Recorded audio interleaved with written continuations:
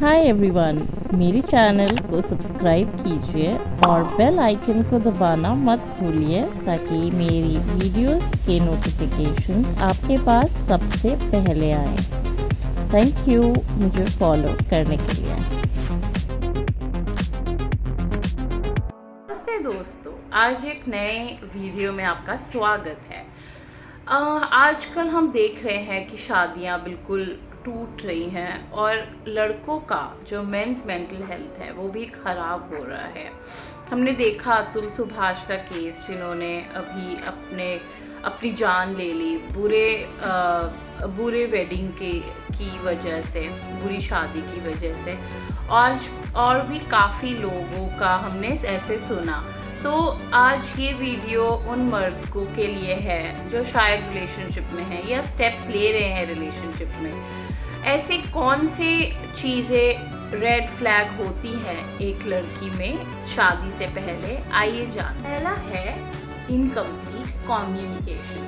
कुछ लड़कियां होती हैं वो हर चीज़ के बारे में आपसे बात करती हैं, लेकिन इम्पोर्टेंट कम्युनिकेशन अगर आप उनसे करना चाहते हैं तो वो नहीं करती। मैंने अपने प्रैक्टिस में, जो कपल काउंसलिंग में, मैंने ये काफ़ी देखा है कि काफ़ी लड़कियां बहुत ज़्यादा इनकम्प्लीट रहती हैं। मतलब वो इधर उधर की बातें आपसे करेंगी, घूमने लेके जाएंगी, आपके साथ कहीं शॉपिंग चलना है और आप उनके ऊपर स्पेंड कर रहे हैं तो आ जाएंगी।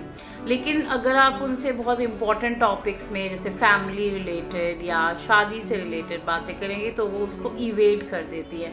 कभी कभी बहुत लड़के ये समझते हैं कि ये कोई बात नहीं है, वो ठीक हो जाएगी विद टाइम, और आपको लोग भी यही समझाते हैं, लेकिन ठीक ऐसे नहीं होता है। इसको आपको बहुत इम्पॉर्टेंटली रेड फ्लैग में लेना है।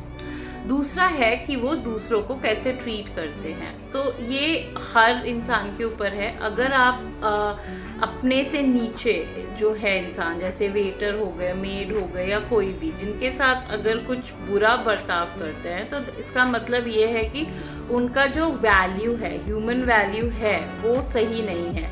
तो आप ये ज़रूर देखिए कि आपका वैल्यू सिस्टम ये एक्सेप्ट करेगा कि नहीं, क्योंकि फ्यूचर में जाके भी ये सारी चीज़ें बढ़ के बहुत बड़ा चैलेंज बन सकती है। फिर होता है वैल्यू सिस्टम।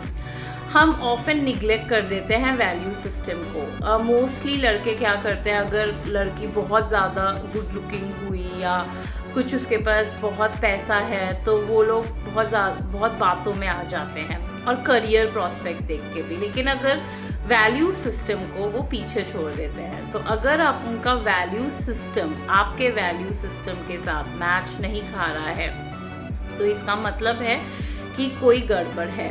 मेरे पास भी जैसे कुछ कपल्स आते हैं, फॉर एग्ज़ाम्पल कपल ए है जिसका शायद लाइफ के प्रति जो रवैया है या विजन है वो अलग है, और जो उनकी वाइफ या फियोंसे हैं उनका लाइफ के प्रति अलग रवैया है।